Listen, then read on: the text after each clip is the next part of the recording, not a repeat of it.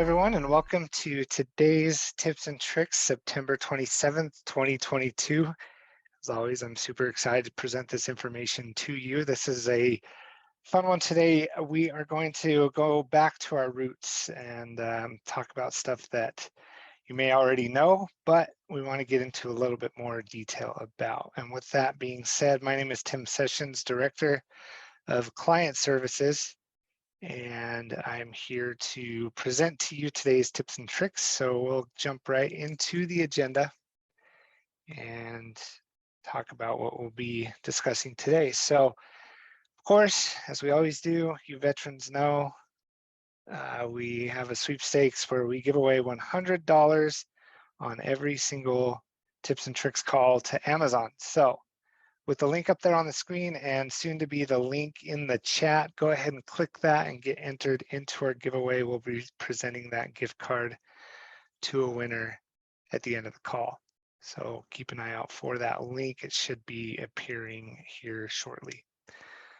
Of course, at the end of the call, we send out a little survey and we definitely listen to the feedback. In fact, this presentation is in regard to some feedback that we received from our last tips and tricks call. Looks like the link isn't appearing. Oh, there we go. We got everyone in there now. So the link is now in the chat. Thanks, everyone. So go ahead and click that as we go over the agenda here. We'll talk a little bit about national campaigns. I have Jay Mackin, our National Campaign Director, standing by, ready to present some information on upcoming national campaigns. Now, we understand that there might be some of you on this call who, as a corporate thing, don't participate in national campaigns, so just bear with us as we get through that. But take that time to ask any questions. Jay will be standing by. And speaking of questions, if at all during this call you have questions or at the end, go ahead and ask those in the Q&A section of this of the display window. Another bit of feedback that we actually received last week that I'm going to try to be better at is to read the questions before we answer them, and I'm not going to assume that everyone's looking at the Q&A window, but when you do ask the questions, please ask them there. Then we want to talk about the ins and outs of the entry form. So that's what I teased at the top of this call. We all know the entry form. We use it every single day within the platform, but I'm just going to go through it step by step. And some of you may be 100% expert on the entry form. Others of you may just use the basics. So I want to lay that all out for you, and we'll build out an entry form together. And then setting and forgetting the entry form as a default. Again, some of you may already have this set up in your accounts, but I wanted to show that as I still come across several questions in our chat about setting up a template or entry form that you don't have to build out every time you create a new campaign. So purpose of this call. Then of course, we'll dedicate some time to questions at the end as well. So if you have some questions, ask anything. It doesn't have to be about what we talk about. You can ask my dog's name. You can ask what I'm going to have for lunch, anything you want. Ideally audience related, but sometimes our question section goes a little quiet, and I'd love to have that opportunity to answer some questions while we're on this call. And then of course we will pull a gift card winner. So with all that being said, let's turn the time over to Jay Mackin. If you'll unmute yourself, we'll talk about two of the upcoming promotions or campaigns that we have coming up to not only end out the year, but start the new year.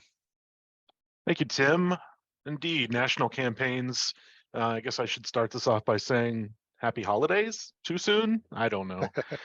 But yes, the holidays are the big national campaigns that we have coming up. They are holiday related. The first being Home for the Holidays, where we will the messaging, the prize messaging here is we're going to pay your mortgage or rent in 2023. And the way it works is we've actually increased the prize this year up to $18,000. It was up to $15,000. So we're going to give some more money away for this one. It is a better prize now, so it's definitely very sellable, especially around the holidays. I know a lot of you have already taken advantage of this, added your own graphics, made it your own, and that's what we love to see when it comes to national campaigns. Home for the Holidays I'll give you some dates on that one. Wednesday, November 1st is when that one's going to go live. And then it's going to run through Wednesday, December 20th. So November 1 through December 20. And then I'm going to pull a winner, one national winner on Thursday, December 21st, early. I will get their information and get that information posted with their audio for you to use as you see fit. If the winner comes from your company or station, you're welcome to call them and get some more audio. I always pass that along to the admins that are attached to the station. Let them know first, and then I post the information along with the winner audio. This is a basic sweepstakes. It's just a really great prize messaging, and definitely want to get on, get your best sales minds, your promotions team involved with this one, and make sure it all comes together for you in the holidays. This is going to be a big one. After that, Real quick, well, yeah, I go guess ahead, you Tim. could answer this for both of them, but we do Oh, seem to get this question from time to time. Let's say you're a company that another audience company or another audience customer is in the same market, so to speak. Do you have to call it Home for the Holidays? You don't. And I did mention that I love to see these campaigns personalized and sponsor graphics added. And that's a really great way to make this your own. Sell it to your clients, get their logos in there, get their messaging in there. You can add copy from them, a limited amount, but you can definitely get, a message from them in there. Bounce back emails for email confirmation, coupons, that type of thing. And then, of course, if you're gathering data, you can add an opt-in box connected to your third-party services that you're using to collect your data. And there is a lot of activity around these types of holidays contests. So this is a great time to harvest that data and bank that for 2023 for your email messaging, whatever marketing you plan on doing in 2023. This is a great way to set that up. So yeah, make it your own, change the name, change the graphics, own it in your market and by station. So great question. Thanks, Tim. And the same goes for the next national campaign after Home for the Holidays, and that would be your New Year, New Cash, which this year we are doubling the prize on that one. It's going to be a $2,000 one national winner, but $2,000 this year instead of the $1,000 that we gave away last year on this one. So it is definitely a step up. And again, graphics can be yours. The name of it can be yours. You don't have to stick with New Year, New Cash. Anything New Year related is great here, but if there's a sponsor that comes in, it doesn't have to be a New Year, New Cash type of contest. It doesn't even have to mention the New Year, but that again is up to you. And we do encourage you to make these your own and use your own graphics. You don't have to rely on us for graphics, but if you need to, we're here for you. And that's the generic ones that are already in there will work very well. Especially if you need to promote this on the air, which I highly recommend as well, that you've got an organized plan for your air talent that are talking about these campaigns and directing folks to your website and getting your traffic in for the holidays and into 2023 as well. The one difference for national campaigns in 2023, I'll hit this again, is that bonus entries as of January 1st will not apply to the national prizing. So if you're giving away local prizes, which you can also do for Home for the Holidays, as well as New Year, New Cash, you get those sponsors in there and they have their own prizes they'd like to give away and sweeten the pot here. That is a great way to get engagement and drive people to the website with local prizing as well. And you can mention that in the copy of both of these campaigns and any national campaign, really, you can have local prizing. But in regard to bonus entries, they will only apply to local prizing as of Jan 1 on national campaigns. Home for the Holidays will be the last national campaign where bonus entries apply to the national campaign. And it is mentioned in the rules. Anonymous says that's a big change. Yes, it is. It's in the interest of fairness and just the way the national prize sets up. We just want to make it easier for all involved and more on the level in terms of fairness. And we think that's a good way to do it. So, Tim, is there anything else that you can think of around these two national campaigns? No, I just want to reiterate that that was a decision that we didn't make lightly. It took a lot of internal discussion, a lot of discussion with Yeah. the founders of Audience, and making sure that they were comfortable with that. And we understand that there might be some implications in 2023 of how you present that national prize. But on the other hand, we just want to make sure that there's 100% fairness towards the national prize on a national level. And we hope that that will put an emphasis on the local prizing that you all come up with, because there's been some concerns around national prizes, especially when we talk to new customers who jump in and they say, well, we don't really participate in national contests because our audience doesn't really respond to that. Well, of course, we want to be able to give this prize to somebody in every market or every demographic or every region that we run these. But the whole purpose of these is to build out something that you can build on top of. And so we hope that that helps up the local prizes and gives it that local flavor that Jay's been talking about here. But again, it was a decision that we discussed at depth here internally. We want to make sure that we announced it early enough. I believe we first started talking about it a few months ago to help you all prepare for that. And then I'll finish up with on the horizon, basketball mayhem. And I know it's weird to talk about that already, but with March Madness, we have our version of a bracket called Basketball Mayhem, and then that will be up and available for you to sign up for in October. But right now, Home for the Holidays and New Year, New Cash should be front of mind and front of sales. That's how I would say that. And Tim, I guess I'll leave it with this. What are you having for lunch? Well, it's T-Mobile Tuesday, and there's a $3 extra most bestest at Little Caesars, so I jumped on that deal. Nice. Okay. Well, thank you, everyone. I'll be around until the end of the webinar, and you can always find us in the chat in the platform or email, however you need to find us. We're here for you. Thank you very much for your time. You're welcome. Thanks, Jay. And while we're on this topic, the anonymous question here. So no engagement options for sponsors for national promotions unless there is a local prize offered. I guess to answer that bluntly, the bonus entry pricing only applies to the local prizes given. The national prize will just be based on one entry per day. If I could expand on that a little, Tim, just real quick. The way I'm reading this question is no engagement options for sponsors. I would say there are engagement options for sponsors in that even if they don't have a local prize, you can still sell this and have a local sponsor own this if if you want to theme it that way, if it's a realtor or anything to do with homes. Or even new cars or car dealers or anything like that. Even if they don't have a local prize to give away, you can still get them involved and put their logos all over this thing. And even like I mentioned earlier, coupons and a bounce back email, something like that. So indeed, engagement options do drive response. You are correct there, anonymous. So all right, I'll just fade back into the background again. If anyone needs me, let me know. Okay, great. Thank you.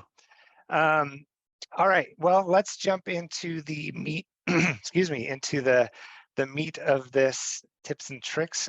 Got a lot of good questions coming through there. Yeah, let's go ahead and jump in. Oh, and you can find more information. Currently, it's hosted at ideas.apptivada.com. That is our idea studio. I say this through the past few tips and tricks. We are working on switching that over to audience.io, but as of right now, all that information is available at ideas.apptivada.com.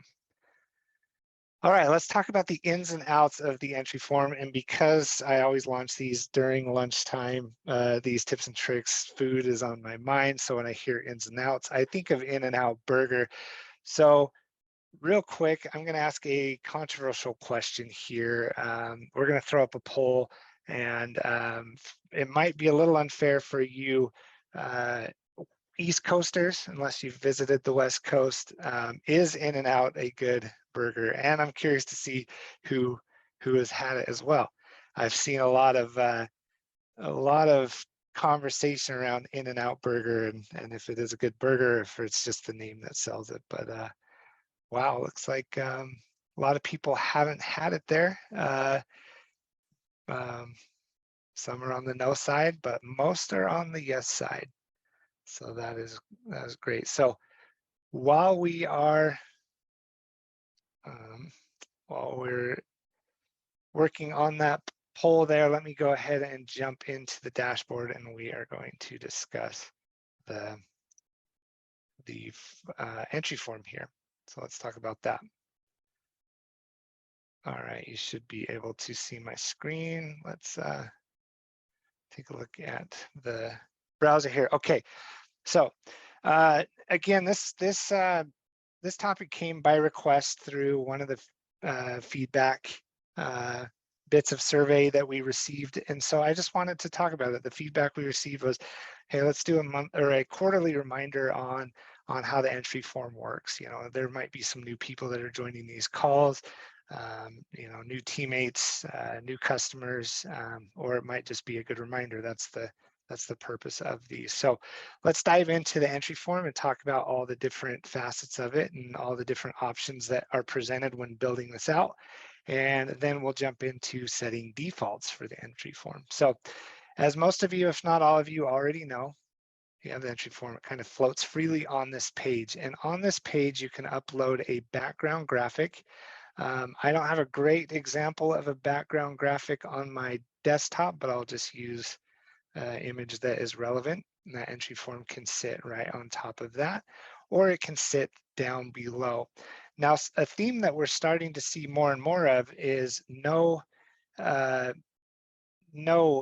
background image whatsoever, but just the entry form, and then you use your CMS to build out the graphics for this campaign, and then the entry form just sits freely below with no graphics or anything like that. One of the biggest reasons that we see that happen is for SEO purposes or any sort of indexing or search engine SEO, search engine optimization, because you know, as people are searching things about your site, about your company, or about the giveaway, then it's going to pull information from that page where you know, where there's a background image with text on it, then that doesn't really get indexed in a search engine. So we are starting to see that. That's kind of a little side note about this, but we are starting to see just the entry form being built out, and then the rest of the content regarding the contest is placed on the page as well. It's a preference thing, so I'm not going to say one way or the other which is better here. But let's start with this little lock tab. This was something that we added, I believe, within the year. We have some companies who have sponsorships with alcohol branding. And of course, you know, if you're here in the United States, I know we have some customers outside of the country, but here in the United States, you have to gate off alcohol content until somebody confirms their birthday. Now, there might be some other fun, creative ways that you use this. It doesn't have to be if it's content that involves alcohol or anything of that nature. But how this use gate works is obviously you turn it on. So it's the first thing that somebody sees when they land on the page. And then you can set the minimum age to enter. And of course, with here in the United States, it's 21 for alcohol. And there's a gate title. So you can change that to say whatever you want to say, you know, please enter your date of birth, please confirm your date of birth, and then you have a brief description as well. So we can show not 12, 21 years of age. So the form, in it as currently set up, the form won't present itself until you confirm your birthday. Again, because, you know, let's keep on the theme of alcohol here, you might need to hide the background before somebody confirms their age. If you visited, you know, an alcohol website, a lot of times you can't even view the content on the website until your age is confirmed. So we wanted to emulate that as well on our end. So that's what the little lock icon is for. Maybe some of you might have been scared to click it because you didn't know what it does, but I just wanted to clear that up. All right, let's talk about step one. Again, a lot of this stuff you might already be familiar with, but maybe there's a few things that you were unaware of that maybe by making you aware of, you'll feel ready to use. Each visitor may enter. By default, we're always set to once per day, but you get per hour, per week, per month, or total. That depends on what type of promotion that you're running. For instance, our tips and tricks calls are once total, so that Amazon gift card. And it's because we clone this and create a new contest every month. So once total allows you to enter that one time. A question that gets brought up about this is, when does that time reset? It's I guess the best way to explain it is, if I entered tonight at 11:59, I would then be able to enter again at 12 a.m. Tomorrow. And then I would have to wait a full 24 hours before I could enter again. So that 24 hours isn't set from when you enter the contest. It's it's at the end of the day and the start of the day that time resets. And that's going to be set for the time zone of the account that you're working in. Pretty self-explanatory with the different login types of options. So, I can add Twitter, I can add Google, LinkedIn, which was a new one that we added. Something that I wanted to point out here is, if you start adding them and you don't like how Twitter or Google is down here at the bottom, just uncheck one, recheck it to reorganize that.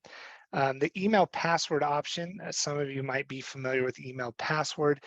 Basically what this does is it encourages somebody to actually create a profile and input a password to be able to enter the contest. Where you might be familiar on this style of login method is if you're someone running the, our Pro Football Challenge or Survival Challenger. In the spring we do March Madness. It's necessary to set an email password so you can come back and check your profile, make updates to your profile, and view your leaderboard. But if you want to create kind of an email password atmosphere for your contest, you're definitely free to do that. We do work with some groups who have built their own where you have to log in with their service and connect that. That obviously requires some custom development and stuff like that, but by default best practice is email and then logging in with these social media accounts. When somebody logs in with Facebook, Twitter, Google, or LinkedIn, then we'll jump over to step two, but I'm going to jump back to step one real quick. When somebody logs in with one of those, and if their first name, last name, birthday, zip code is something that's available through one of these social media or through Google, then we'll autofill that information. So that's an advantage that somebody has by clicking one of those, entering with Facebook or so forth. It just speeds up the entry process. So I want to make sure that was cleared up. If you select offline entry form, what this does is it removes the form, but it can keep the graphics or information that you put on the page. Where we see this used quite often, as most of you probably know, we don't provide any sort of SMS texting contest entries currently, but there's different groups who want their contests, any type of contest that they do, to all show up on what we call our campaigns grid, but some of you might call it your promotions aggregate page. They want the contest to show up there. So, if I was running a texting contest, maybe I throw a graphic on this page and throw some information, text, I want to win to 636363. You can do that. And by having this scheduled, think of it as like creating some sort of flyer that you'd hang up on a bulletin board. But because it's contest related, you want it to appear on your contest page. And that's the purpose of the offline entry, or offline contest, meaning there's no entry form. So if I go ahead and undo that, then it will bring the entry forms back up. We have seen people try to accomplish this by unchecking all the login options. that's not the best practice. You know, you want to check the offline entry form option there. Then we have an area where you can add some call to action. This is customizable with some, you know, WYSIWYG editor, and you can also apply some of our short codes, which was last month's topic, to this. So you can add short codes there. You throw in a video, but this information is just available on step 1. So if there's some sort of call to action that you want to add there, then that's where you would do it. Okay, let's talk about step 2. We're not really going to get into the different entry form fields that you can add. You can kind of go through and play around with those. Actually, I will go ahead. Let's, you know, I'll add the zip code, make it required. And I guess while I'm there, okay, I'll backtrack a little bit. Let's talk about some of these options on the forms that you see. So required for entry, pretty self-explanatory. Repeat type, this is how often the field shows for an individual. So, you know, if I enter my zip code upon first completion of the form, then the next time I come in, it's going to auto-complete that for me. However, if I just want it to complete once and then the rest of the time I don't need it to auto-complete, I can click hide after first completion. Or if I always want that form field to show, it will always show. I can include it in a notification email, meaning this information will get sent to whatever email address is added in the notification email section. And, you know, we added this, maybe there's some information that you want the contest to collect, but let's say a sponsor needs to be notified every time somebody enters a contest. Well, maybe there's certain information that you don't want to share with them, you know, different PII, you can turn that option off there. So anyway, talking a little bit about entry form fields here. Let's talk a lot about design. With the design, you know, you can do 1 column, you can do 2 columns, so you can kind of drag and drop how this lays out. This is great for if you have a bigger entry form where you're asking a lot of information. It seems less intimidating to see things side by side instead of a big old long list. At least that's how my psychology works. But that's the difference between 1 column and 2 column. We have a couple of different themes here. Sleek theme just kind of gives a background to the entry form, but you know, that's personal preference there. Then of course we have the theme color and the background color of the form. Something that I want to point out is that if you're familiar with different hex codes of colors, then you can have this form and its buttons match the color of your website or your sponsor's website or whatever you'd like it to do. Because as you can see, I can kind of click and drag and that color changes. So if you want an exact match of color, you can get that hex code. There's actually services where you can upload an image with that color on it and use the eyedropper to select that color, and it will be input there. Then the background, of course, that changes the background of the form. So keep in mind when you're doing this, your font opacity, if I change it to white and drop everything to, oops, not font brightness, that's what I wanted. Font brightness changes the color, see those little exclamation marks. So if I have a white background, but I also have white text, then that kind of defeats the purpose of it. So as you're playing around with your form, be sure to make sure that you're checking your font brightness as well as your background opacity here. So let me go ahead and just change the background color and you can see the opacity of the form change as well. Let me go ahead and change this back to 1 column. Under more settings, you can change, and this is on step 2, you can change the button text. So submit your entry is the default, but you could say enter to win, change it to something like that, a little bit more specific. And then also you can create a full width form. So that takes up the entire real estate of this area that you're working in here. Again, a lot of people are starting to migrate over to a full width form option, especially those who are building their content on their CMS and then just using the form on its own landing page. Let me change that back to white. So want to make sure you're aware of those more settings there with the full width form. And then of course, on the form, if you change the desktop width, that's going to change how wide those form fields are as well. By default, we're set to 810. All right, step 3, this is where we get into the bonus entry options here. I just want to talk briefly about the share buttons and the auto Facebook share.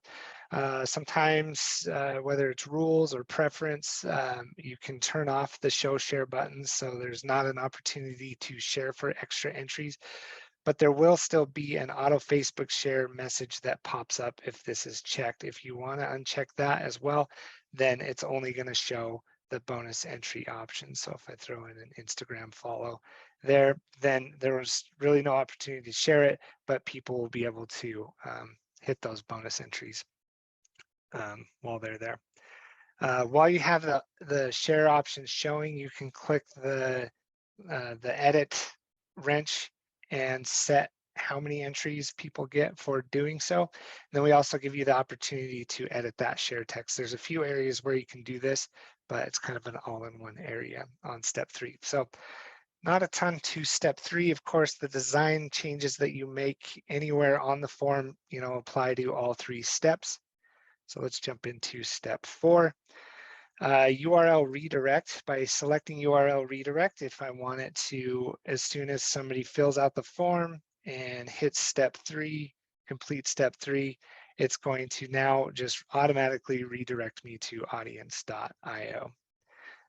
So that's what the URL redirect does. Showing point summaries. If you entered our giveaway today, you'll see how many entries you've earned based off of your daily entry. And then of course, step 3, your bonus entry. And then, so if you don't want to show that point summary, you can uncheck that and it won't show. And then of course you have the normal mode and kiosk mode. And kiosk mode does exactly what it sounds. If you're running a contest at, let's say, a mall kiosk or a live event, if you have it up on an iPad, then the form will reset after 10 seconds after it's hit step 4. So you can still enter your thanks for entering information. This again is a WYSIWYG editor. This is a great place to put another call to action, maybe a promo code, 10% off an oil change at Jiffy Lube, something along those lines, where you can throw in code, you can throw in short codes, you can insert graphics, hyperlink, change colors, and all of that. So I'd, encourage you to spend a little bit of time on step 4 when you're building out your contests. All right, so that's a deep dive into the entry form. Hopefully I pointed out everything there is to know about setting up your entry form. I know we didn't necessarily get into the form field piece. Okay, so with that being said, I know, we like to keep these right around a half hour, but I just want to show you how to set up a default in case you're unfamiliar with that option. So while I get that set up real quick, I'm going to have another poll pop up here, and it's more of a quiz actually. So if we could get that poll popped up on the screen, who said set it and forget it? All right, getting some good answers there. Thank you guys for participating in that. So let me go ahead and jump back while you answer that poll.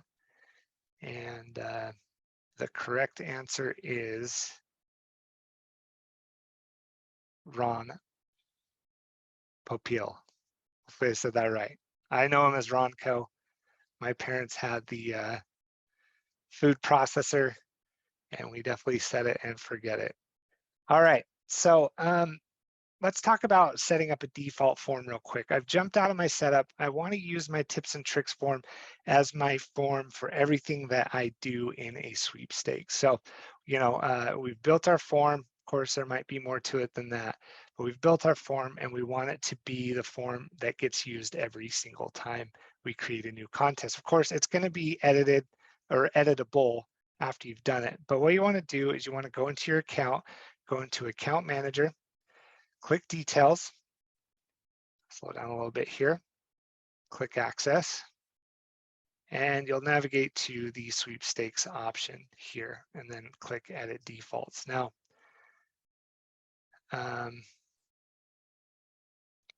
What I was looking for here is the entry form default option. Doesn't look like I've added it to this account yet. So we can click add new default and do default form template. So by selecting that, I now have the option to select a form. As you can see, we have a lot of different options to choose from. They are in alphabetical order. We've done a lot of tips and tricks and digital sales trainings on this account, but here it is down here at the bottom, TNT-form. I can preview the form. It'll just pop up a preview of it, and I can, oh, you can see that this form by default has the date of birth, the contest gate there. So that probably wouldn't be a best practice to make that your default form, but to each their own. And of course, you can edit the default form.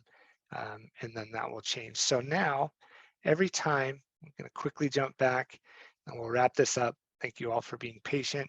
Every time I create a new contest, because I sent that as my new form, you can see I have the colors. I have just email address here. I have the use gate turned on. I have my options on step 3. Any information I add to step 4, that will also be an option there as well. So wanted to quickly show you that, encourage you to set up default entry forms. Some of your accounts might already have that set up and they can be syndicated from the top level as well. So you might already have these set up for you and not even know it, but for those of you who don't, you can go ahead and check your default entry forms that way. All right, so with all that being said, are there any questions? I know we're a little bit longer than our half-hour mark, but go ahead and take this time. If we could get the link to the contest reposted in the chat, we'll hang out here for about 30 seconds. I think that just went to hosts and panelists. So if you could, oh, the link, you got to send a link to everybody. I'll go ahead and do that. There we go. The link to the contest is now popped up. All right, so it doesn't look like we're getting many questions here. So I'll give you a few seconds to go ahead and enter that giveaway. While we do, there is the information for our support. We have our audience support. Live chat is weekdays 6 a.m. through 8 p.m. Eastern. You can email support at any time, so support@audience.io. And then, of course, that phone number also respects the live chat time. If you want somebody to pick up, it's 801-901-2011.